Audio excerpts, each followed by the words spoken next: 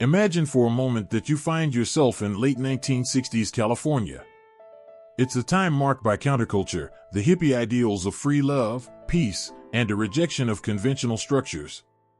The Vietnam War continues to rage in the background, and young people across the country are searching for something, anything, that offers them an alternative to what they perceive as a broken system. In this chaotic landscape, full of possibilities, emerges a figure who would change the course of history, Charles Manson. I don't know about you, but every time I hear his name, something inside me shudders. Manson wasn't just a criminal, he was the architect of a cult that carried out some of the most infamous murders in U.S. history. The disturbing part is not only what he did, but how he managed to convince a group of young people to blindly follow him in his macabre plan. And here's the first question I often ask myself: what did Charles Manson have that allowed him to exert such absolute control over the lives of those around him? Throughout this story, we're going to peel back the layers of one of the most dangerous cult leaders to ever exist. But before diving into the darker details, I want you to understand something crucial. Manson didn't appear out of nowhere. No, he is a product of his time, a distorted reflection of the dreams and nightmares of a divided nation. The 1960s were a time of intense cultural turbulence. On one hand, there was the promise of a utopia based on peace and love, where psychedelic drugs and rock and roll were the soundtrack of a new revolution. On the other hand, there was growing distrust of the government, a sense that the entire system was designed to oppress the young, the marginalized, those who wanted something different. In the midst of this desperate search for meaning, Charles Manson appeared, a man who promised answers, but whose message was steeped in chaos and destruction. Even today, after so many years, I still wonder how it was possible for someone like Manson to rise to power in an era that, ironically, sought the opposite of what he represented. How is it that a small, disheveled man, who had spent much of his life in prison, could come to be seen as a messiah by so many idealistic young people? That is one of the great mysteries we'll try to solve here. We often think of cults as isolated phenomena, as if they are aberrations that occur in the shadows, far from normal society. But the truth is that cults like Manson's flourish precisely because they tap into something latent in the culture. In his case, his rise could not have happened in any other place or time. Manson expertly capitalized on the insecurities and anxieties of a generation desperately seeking answers. And he did so with a charisma that, as disturbing as it seems, was undeniable. Think about this: the young people who followed him were not marginalized or unintelligent individuals. Many came from well-off homes, with good families and education. So, what led them to abandon everything they knew to join a man who preached the end of the world and led them to commit horrific crimes? That is one of the most baffling mysteries of this story, and it's a question we'll continue to explore. At this point, it's important to remember that the 1960s were also a breeding ground for other charismatic leaders, some with noble intentions, like Martin Luther King Jr. or John Lennon. Manson, in a way, seemed like a dark and twisted version of these leaders. He used the language of revolution and liberation, but his revolution was directed toward chaos, violence, and anarchy.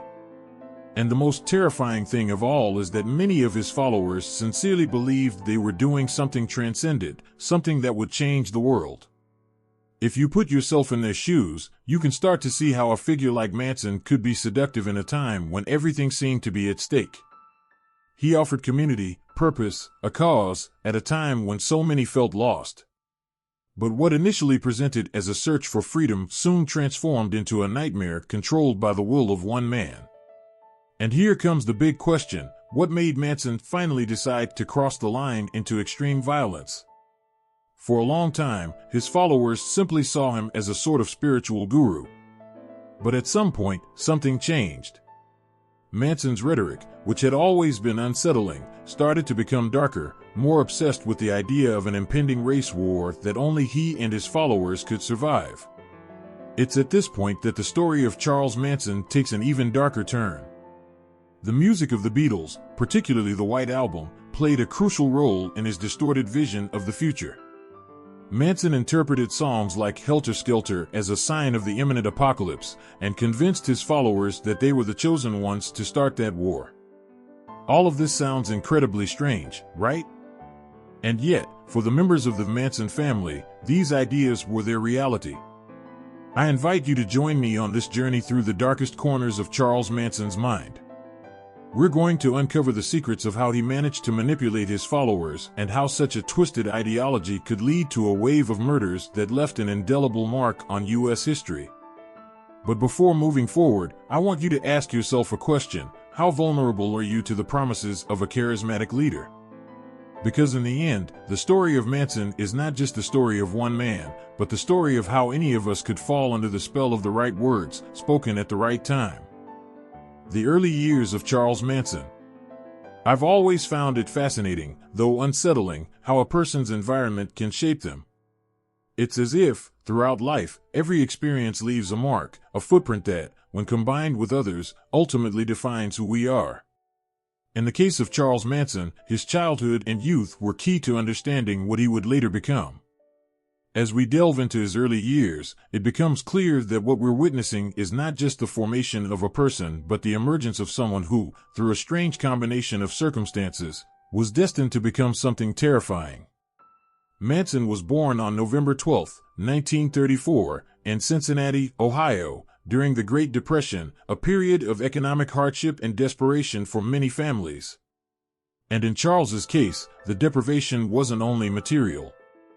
His mother, Kathleen Maddox, was just 16 when he was born, and from the start, it was evident she was unprepared to raise a child. It's said that his mother was an alcoholic and that, on more than one occasion, she left Charles in the care of others while she pursued her own erratic lifestyle. From a very young age, Manson learned a cruel lesson: the world was a cold and unreliable place. I can imagine how difficult it must have been for a small child to grow up in such a chaotic environment without a stable figure to guide him. Instead of receiving the love and attention any child needs, Charles experienced abandonment and rejection. One episode always strikes me, illustrating the brutal nature of Manson's childhood. When he was just a boy, his mother sold him for a pitcher of beer to a waitress. Although he was rescued shortly after by his uncle, this incident reveals a deeply dysfunctional family dynamic. Can you imagine what a child must feel when they realize they are expendable, that their life holds such little value to the adults who should be caring for them? Charles spent much of his childhood being shuffled from one home to another. His mother was imprisoned when he was only 5 years old, which led him to live with his uncles, who also didn't provide a healthy environment. Throughout his childhood, Charles repeatedly felt out of place.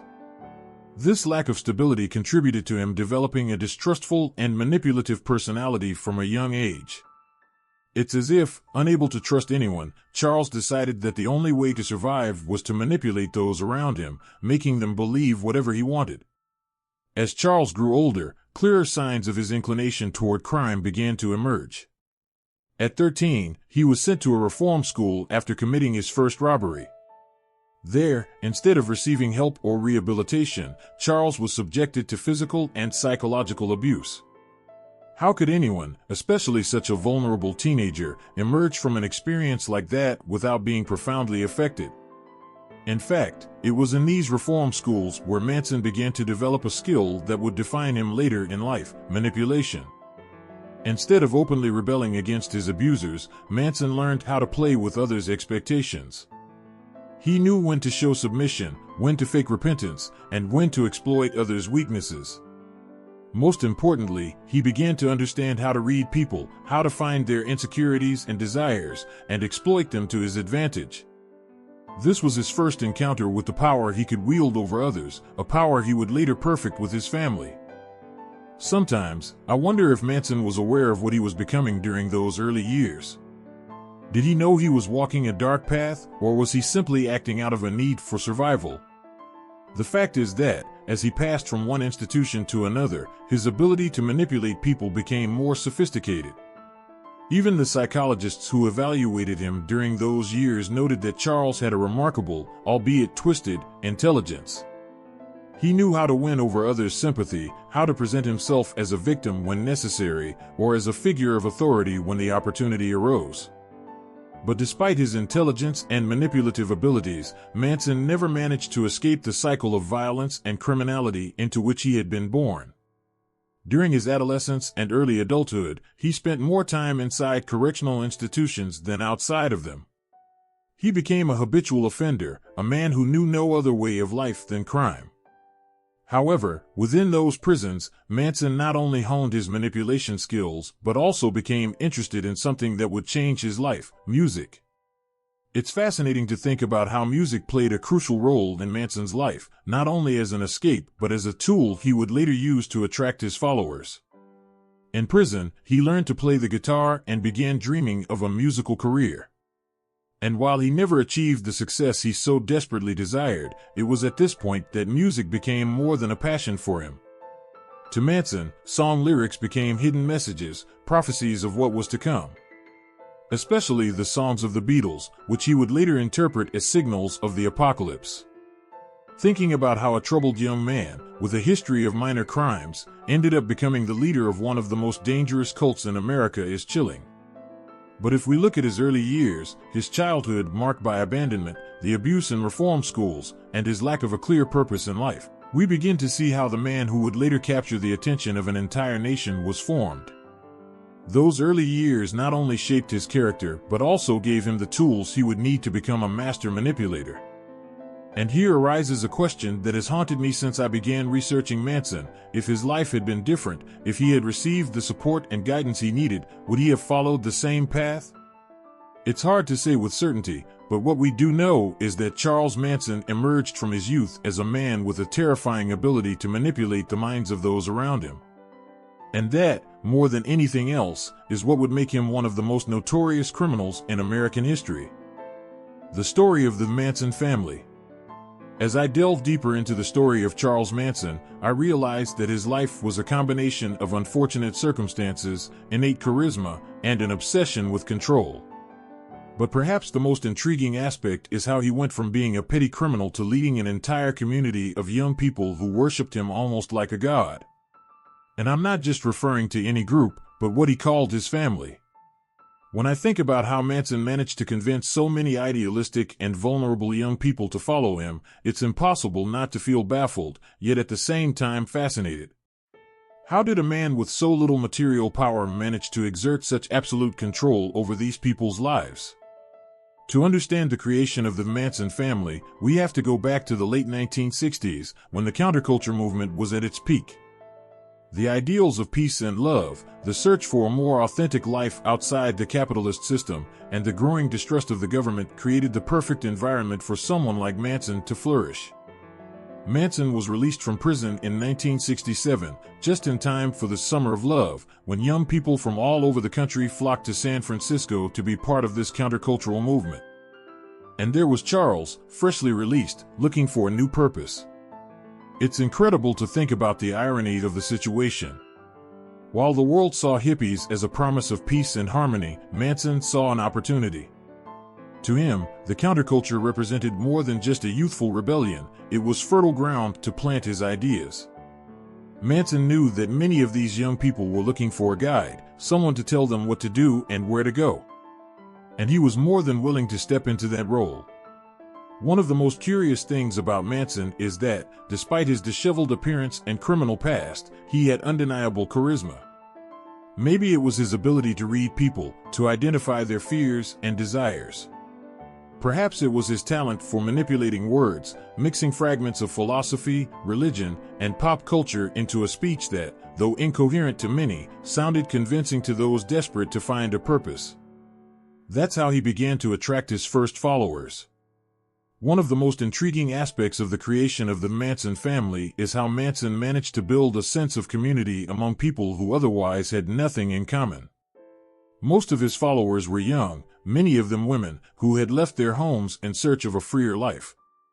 I can't help but imagine how lonely and lost they must have felt, far from their families and everything they knew. And that's where Manson came in, offering them exactly what they were looking for, a new family. The Manson family started as a small group of followers who accompanied him everywhere. They traveled in a rundown van along the west coast of the United States, stopping at hippie communes and other countercultural gathering places. At first, it all seemed like a journey of discovery, of freedom, a kind of communion with nature and spirit.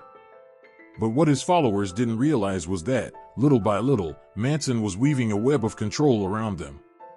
One of the keys to Manson's success in forming his family was his ability to isolate his followers from their previous connections. He told them that society had deceived them, that their families had oppressed them, and that he was the only one who truly understood them. This type of psychological manipulation is common among many cult leaders, but what makes Manson's case so disturbing is how well it worked. Many of his followers cut off all contact with their families, completely surrendering themselves to the Manson family. At this point, I stopped to reflect on a question that has always lingered in my mind: why were seemingly normal people willing to give up everything to follow someone like Manson?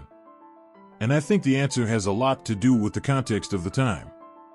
Many of these young people had grown up in the comfort of the middle class, but felt disillusioned with the expectations society placed on them. The promise of freedom offered by the hippie movement was tempting, but it also left many of them aimless, searching for something deeper, more spiritual. And there was Manson, with his talk of love, peace, and revolution, offering what seemed like the answer to all their doubts. Manson not only offered them a purpose, but also a sense of belonging. In the family, everyone was equal, everyone shared what they had, and everyone was part of something bigger. But beneath that facade of love and community, there was a rigid control. Manson dictated all the rules: when to eat, what to think, even who to sleep with. His talk of free love and freedom was just a mask to cover the reality. He was the only one with real power within the family. Perhaps one of the darkest aspects of the Manson family was the way Manson used sex as a tool for control. In his community, sexual relationships weren't just allowed, they were encouraged, but always under Manson's rules. For many of the young women who followed him, sex with Manson or with other members of the community was presented as a kind of ritual, a way to connect spiritually. But in reality, it was a way for Manson to consolidate his control over them, to ensure that they never felt independent of him. Over time, Manson also began incorporating elements of his distorted worldview into the daily life of the family. He preached about an imminent racial war, which he called Helter, Skelter, inspired by the Beatles' song. According to Manson, African Americans would rise up against whites and destroy society as they knew it.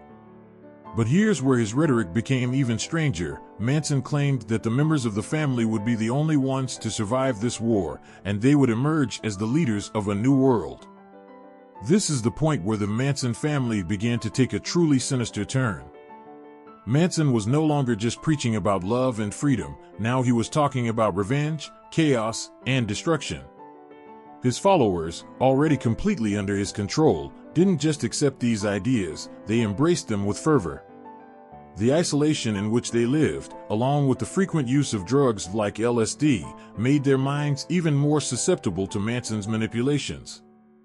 I wonder if, at any point, any of them had doubts, if they questioned whether all of this was just madness. But if those doubts existed, Manson was quick to quash them. One of the most disturbing elements of the family was how Manson managed to convince his followers that violence was necessary. As his rhetoric grew darker, Manson began to talk about the need to act, to accelerate the chaos he believed was inevitable. And this is where the Manson family ceased to be just a group of idealistic young people living in a commune and became a lethal machine. Before the infamous 1969 murders occurred, Manson had already been preparing his followers for violence. He taught them that society was corrupt, that the system had to be destroyed, and that they were the chosen ones to carry out that destruction. He led them to commit small crimes, thefts, and acts of vandalism, but these were just preludes to something much darker. Slowly, Manson instilled in them the idea that for Helter Skelter to happen, they themselves had to initiate the violence. One of the most critical points in the creation of the Manson family was when they settled at Spahn Ranch, an old Western movie set on the outskirts of Los Angeles. There, completely isolated from the rest of the world, Manson had the freedom to control every aspect of his followers' lives. He made them believe that the ranch was their refuge, the place where they could survive the apocalypse he preached so much about. But in reality, it was just a psychological prison where Manson could perfect his control. Whenever I think about the Manson family, I can't help but feel a mix of disbelief and horror. Disbelief, because it seems impossible that so many people fell under the spell of a man like Manson. Horror, because history shows us that this kind of manipulation can happen to anyone at any time. The Manson family wasn't just a group of people, it was a warning of what can happen when we let one person's charisma blind us to reality. The cultural impact of the Manson family. It's fascinating to think about how a single man and his family could leave such a deep mark on the culture of a country. Charles Manson and his group not only committed horrific crimes, but forever changed how the world perceived the counterculture, psychedelia, and the freedom that the 1960s promised. I sometimes wonder if Manson had any idea of the impact he would have beyond the crimes. Did he know that his name would be etched into collective memory, not just as a criminal, but as a symbol of what can go terribly wrong in a society that feels lost? When I think about the cultural impact of the Manson family, the first thing that comes to mind is the murder of Sharon Tate and her friends in August 1969. That moment changed everything. Sharon Tate was a beautiful and talented actress, married to renowned film director Roman Polanski, and 8 months pregnant when she was brutally murdered by Manson's followers. The fact that a Hollywood celebrity, someone who embodied glamour and success, became the victim of such a macabre crime deeply shook society. In many ways, it marked the end of an era of innocence. The murders committed by the Manson family marked a turning point in the perception of the hippie movement and the counterculture. Until then, hippies were seen as idealists searching for a better world, free of wars and prejudice. But after the murders, the public began to view those who wore flowers in their hair and preached free love with suspicion. Manson, who presented himself as a spiritual leader and prophet, was the antithesis of what the movement was supposed to represent. However, his presence distorted the image of the movement. How was it possible that someone who spoke of peace and love ended up instigating such atrocious murders? I paused to reflect. Was Manson responsible for destroying the utopia the 1960s promised, or was he merely a symptom of the fact that such a utopia never existed? It's a difficult question to answer, but what is clear is that after the murders, the culture of the decade began to shift. What had once been seen as a peaceful revolution full of possibilities began to be tinged with shadows. Fear crept into the hippie communities, and the public image of the movement was irreparably damaged. It wasn't just the counterculture that suffered a blow. Music, a fundamental part of the 1960s legacy, was also affected. Manson had been an aspiring musician, and although he never achieved the success he dreamed of, his connection to popular music is disturbing. His obsession with the Beatles, particularly the song Helter, Skelter, led him to interpret the lyrics as apocalyptic prophecies. In his distorted mind, the Beatles were announcing an imminent race war, and he, Charles Manson, would be the leader who would guide his family through the chaos to emerge as rulers of a new world. The way Manson manipulated music to justify his actions is terrifying. He took something that had been created to entertain and bring joy and turned it into a tool of destruction. His distorted vision of Helter Skelter not only forever marked the Beatles, but also affected the relationship between music and the public. Suddenly, what had once been seen as an escape from reality or a form of peaceful protest was now associated with violence and death. It's as if art, in Manson's hands, lost its purity and became something dangerous. It's impossible to talk about Manson's cultural impact without mentioning how fear of sex and cults began to spread throughout the United States.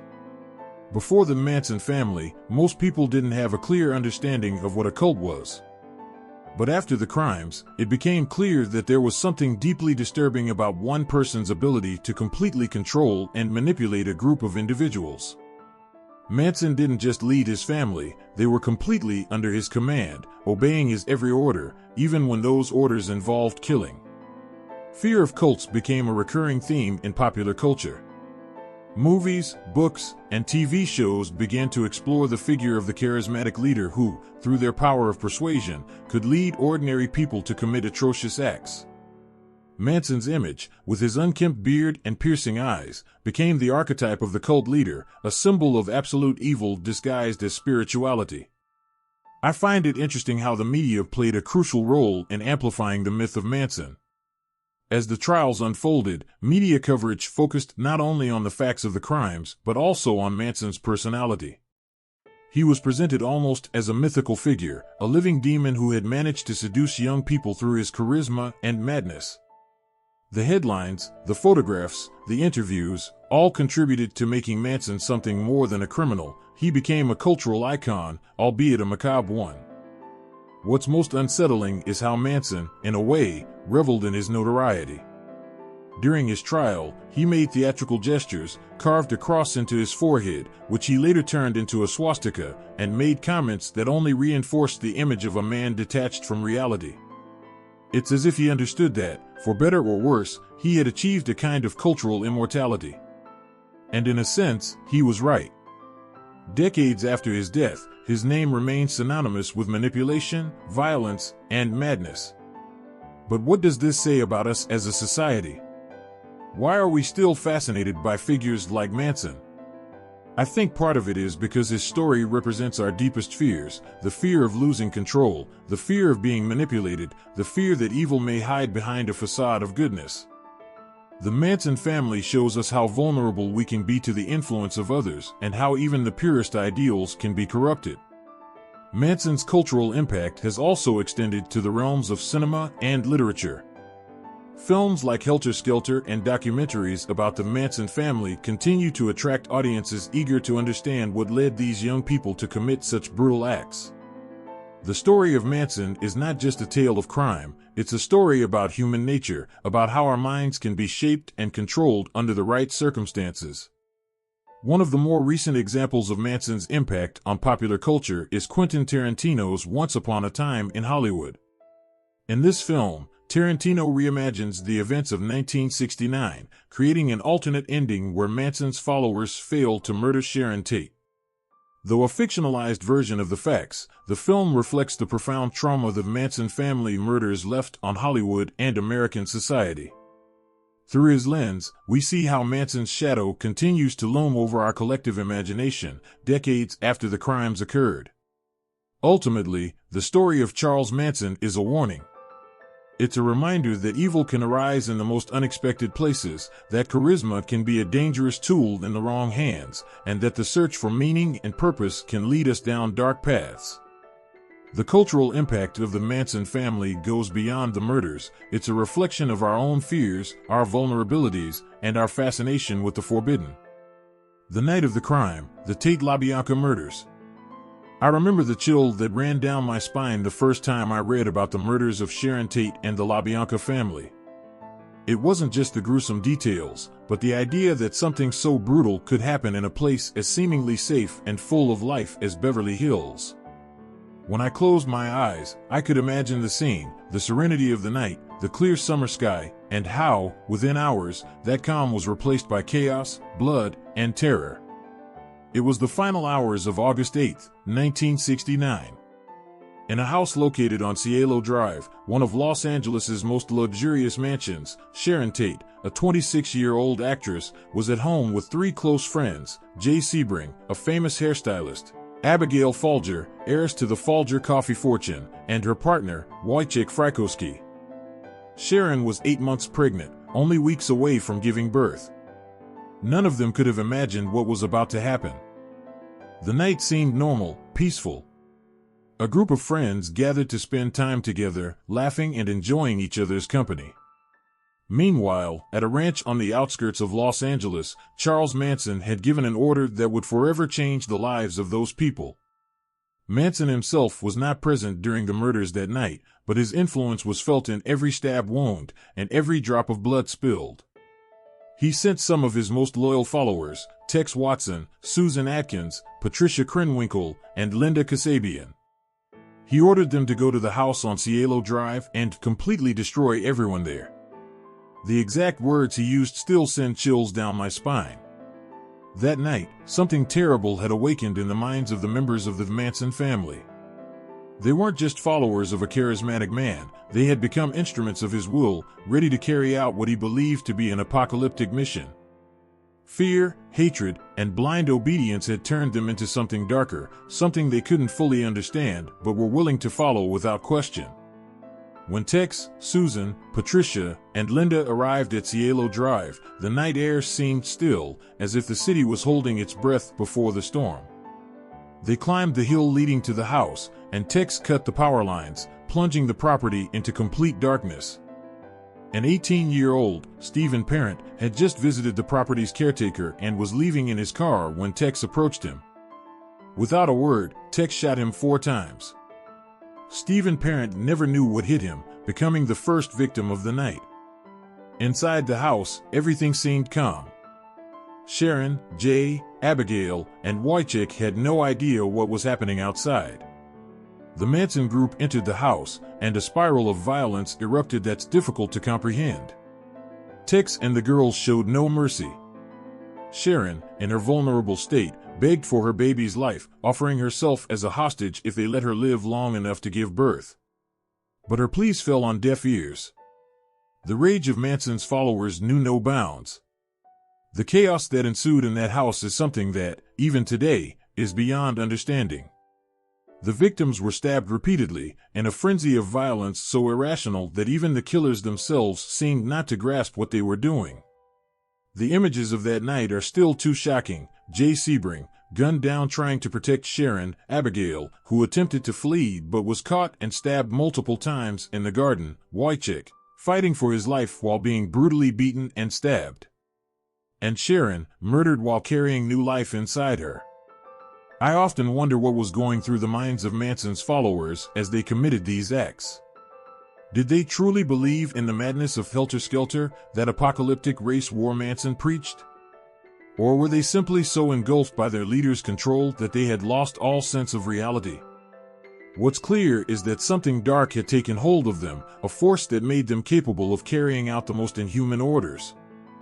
The blood of the victims was scattered throughout the house, and as a final act of horror, Susan Atkins wrote the word pig on the front door, using Sharon Tate's blood. This macabre act was, according to Manson, part of his plan to unleash Helter Skelter, a racial conflict that, in his delusion, would lead his group to rule the world. However, all they truly accomplished was to terrify an entire nation and leave a deep scar on the collective psyche of Americans. As dawn broke, the group returned to Spawn Ranch, as if nothing had happened, as if they hadn't committed one of the most horrific crimes in U.S. history.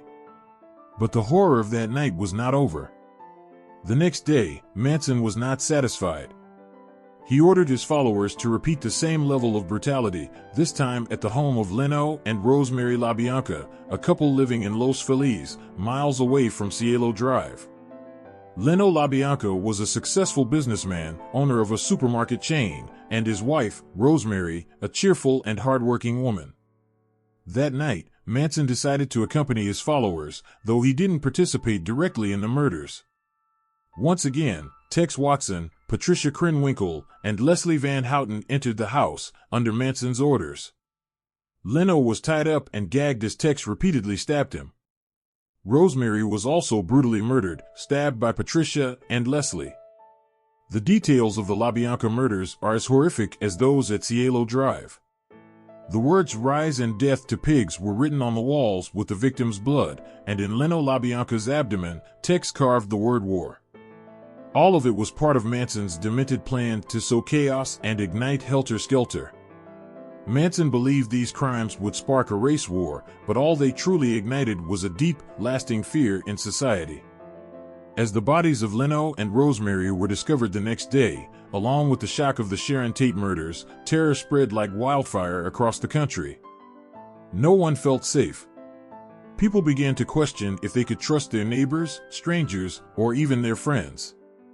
Manson had accomplished more than a simple act of violence. He had sown paranoia into American culture. What is most terrifying about the Tate-LaBianca murders is the coldness with which they were executed. The victims had no connection to Manson or his followers, other than being in the wrong place at the wrong time. The crimes had no clear purpose beyond the delusion of a man who believed he was leading a revolution. Yet, Manson and his family forever changed the perception of safety, freedom, and culture in America. Sometimes I wonder, how was it possible for a group of young people, many of them searching for love and meaning in life, to end up committing such brutal murders? What led them to blindly follow a man who was clearly out of touch with reality? The answer, I believe, lies in psychological manipulation and the vulnerability of those seeking a leader or purpose. Manson was a master at that, and his followers were, in many ways, victims of their own desire to belong to something larger. The Tate-LaBianca murders are proof of how dangerous ideas can be when taken to the extreme, of how a single individual can use charisma to turn ordinary people into instruments of destruction. During those days in August 1969, Charles Manson didn't just steal the lives of his victims, he stole the peace and trust of an entire nation. Those crimes didn't just shake Hollywood or Los Angeles, they resonated around the world, reminding us how fragile our society is and how quickly evil can emerge in the most unexpected places. The trial and fall of Manson. Charles Manson's trial was one of those moments when the world seemed to stop and watch. I remember the first time I saw images from that trial, Manson, with his thick beard, piercing gaze, and that sinister symbol, a swastika, carved into his forehead. There was something so unsettling about his appearance, but even more so in the way he seemed to dominate the courtroom. He appeared defiant, as if all of this was merely a performance for him. How had he ended up there?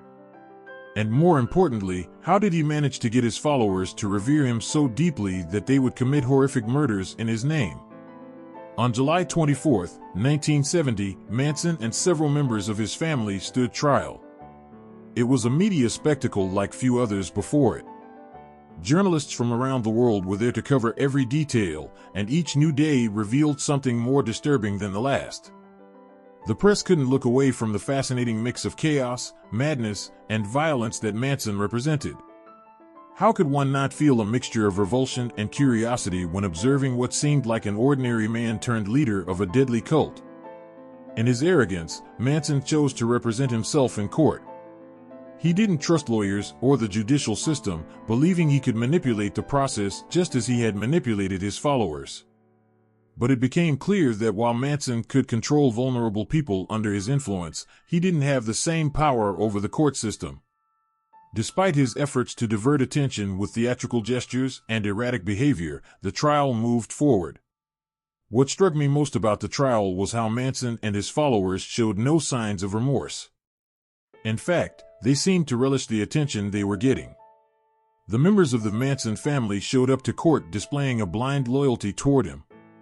The three main defendants, Susan Atkins, Patricia Krenwinkel, and Leslie Van Houten, smiled and sang as they entered and left the courtroom, as if they were part of a macabre game. It was hard to imagine how these young women, who once were ordinary people, had reached a point where brutality and murder were not only justified but celebrated in the name of a man they considered a messiah. One of the strangest moments of the trial was when Manson, in a display of power, stood up and, with one swift motion, carved an X into his forehead. His followers immediately imitated him, carving the same mark into their own foreheads. How far could their loyalty go toward a man who had led them to destroy lives and was now dragging them down with him? It was clear that Manson had not lost control over them, not even during the trial. Despite everything being stacked against him, they still saw him as their leader, as someone who represented a truth that others couldn't understand. The most chilling testimony came from Linda Kasabian, a former member of the cult who had been present during the murders but had not actively participated in them. Kasabian had fled after the crimes and became the prosecution's star witness. Her account was shocking, detailing with precision the horrific actions of the family and how Manson had controlled everyone, manipulating their minds and leading them to commit unspeakable acts.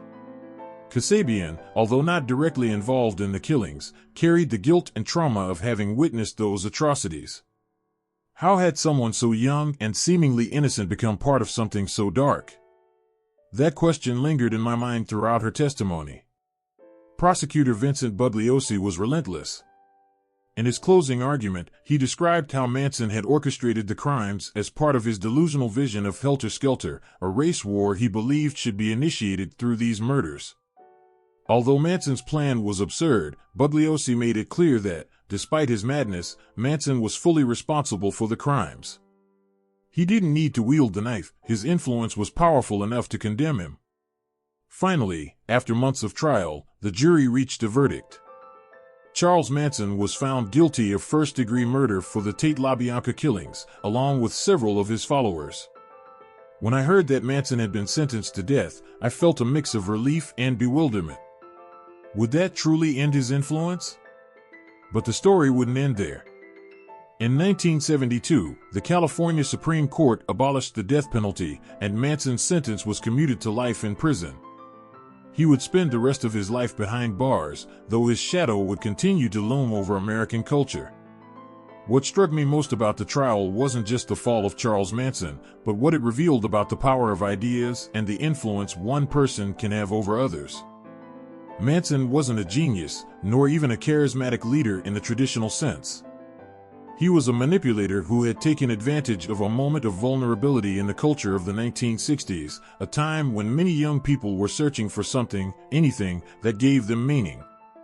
Manson gave them an answer, even though it was a destructive one. But the trial also served as a reminder of the strength of the judicial system. Despite his attempts to sabotage the process, despite the chaos he tried to create, Manson couldn't escape justice. His fall was inevitable, not because he had ceased to be dangerous, but because his power was based on illusion. Once that illusion was shattered, the man behind the curtain was exposed, not a prophet, but a criminal. In the end, what left the deepest impression on me was how Manson's trial and the downfall of his family not only closed the chapter on the Tate-LaBianca murders, but also marked the end of an era. The 1960s, with all its freedom, experimentation, and rebellious spirit, had also given rise to a dark underbelly that found its fullest expression in Manson. His trial, his conviction, and his eventual imprisonment represented the downfall of that dark side of the counterculture. Looking back, I realized that this trial wasn't just about Manson but about the struggle between light and darkness, between good and evil. What leads a society to produce figures like Charles Manson? And how can we ensure that something like this never happens again?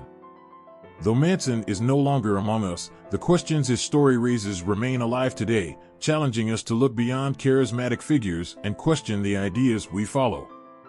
The dark legacy of Charles Manson. Charles Manson is dead, but his legacy remains. Not in the positive sense of the word, but as a lingering shadow that continues to haunt the dark corners of American history. His face, with that sinister swastika carved into his forehead, is etched in the minds of many as a symbol of what can happen when manipulation and evil are unleashed without restraint. How is it possible that someone who never wielded a weapon during the crimes his family committed can continue to resonate so long afterward? It's a question that still causes discomfort. When I think of Manson's legacy, the first thing that comes to mind is how he changed our perception of evil. Before him, evil had a more defined form: dictators, serial killers, notorious criminals. But Manson was different. He wasn't just a criminal, he was someone who accomplished the unthinkable, convincing a group of young people to commit horrific acts in his name, manipulating their minds, emotions, and deepest beliefs. How could an ordinary man gain such control over the lives of others? The answer isn't simple, but that control is the foundation of his dark legacy. Manson didn't have the intelligence of a leader, nor even the magnetism of historical manipulators. His power came from his ability to detect vulnerability in those around him. It's ironic because what he stood for, rebellion against the system, the search for a utopia based on love and community, was the exact opposite of what he ended up creating. The Manson family was a failed experiment, a utopian dream that quickly turned into a nightmare of violence and chaos. The most disturbing part of Manson's legacy is how he has continued to inspire others. Over the years, his figure has been revered by individuals and groups who see him as an icon of defiance against authority, an example of how one person can change the course of history, even for the worse. I think about how his image has been exploited by popular culture, in movies, TV shows, music. His story has been told and retold, sometimes with sensational details that almost seem to glorify him. How can someone so dark become a kind of cultural myth? Film, in particular, has played a crucial role in keeping Manson's memory alive. Movies like Helter, Skelter, based on the book of the same name by prosecutor Vincent Bugliosi, captured the essence of his evil but also contributed to turning him into an almost fictional character. His name appears in songs, documentaries, and even works of art, as if his figure has detached from reality and transformed into something bigger, almost legendary. This makes me reflect on the danger of that mythification. Because, at the end of the day, Manson was just a manipulator, a man without scruples who preyed on the insecurities and desires of vulnerable youth. One of the most unsettling aspects of his legacy is how it revealed the weaknesses of the 1960s counterculture. The era of hippies, free love, peace, and harmony was stained by the brutal murders committed in Manson's name. Society began to question whether rebellion, the search for a new way of life, could produce monsters like him. Manson shattered the idealism of a generation that was searching for something better, something deeper. He became the living warning of what happens when the search for meaning veers into fanaticism. But Manson didn't just leave a cultural impact. He also changed the legal and penal system in the United States. His trial and how it was conducted revealed flaws in the judicial system. It was one of the first trials where the media played such a significant role, influencing public opinion and creating a spectacle around the process. Images of Manson and his followers became perfect fodder for the media, and the trial itself was a national event where every detail was covered to exhaustion. To what extent did the media contribute to fueling the Manson legend? It's a valid question, as his figure was amplified and, in a way, perpetuated by constant coverage. Manson's legacy also forces us to reflect on the nature of evil and how we confront it as a society. His figure reminds us that evil is not always obvious, that sometimes it hides under the guise of a charismatic leader, under promises of a better future or a revealed truth. Manson wasn't a physical monster, but what he achieved with his words and presence was far more dangerous. He reminds us that we must remain vigilant, that evil often disguises itself as something attractive, something that promises a quick solution to our problems. Finally, Charles Manson's legacy is also a warning about the power of ideas. Ideas themselves are neither good nor bad, but in the wrong hands, they can be destructive. Manson wasn't highly educated, nor did he have a profound philosophy, but his distorted and twisted ideas captivated a group of people and pushed them to the extreme. How many times could a similar story repeat itself in our society? It's a question that remains disturbingly relevant today. As I reflect on Manson's legacy, I can't help but feel a mixture of sadness and caution. Sadness because his story is one of destruction, of loss of lives and ideals. Caution because his influence is still present, like a signal of what can happen when fanaticism and manipulation take hold of our minds. And although Charles Manson is no longer with us, his shadow remains an uncomfortable presence, a reminder that evil can emerge from the most unexpected places. In the end, his dark legacy is something we cannot ignore, but must observe carefully and analyze, to ensure that figures like him do not find a stage where their influence can grow again. What does Manson's story teach us about ourselves, about our ability to be manipulated, and about our search for meaning in a chaotic world? Perhaps that is the question we must keep asking ourselves, long after his name fades from the headlines.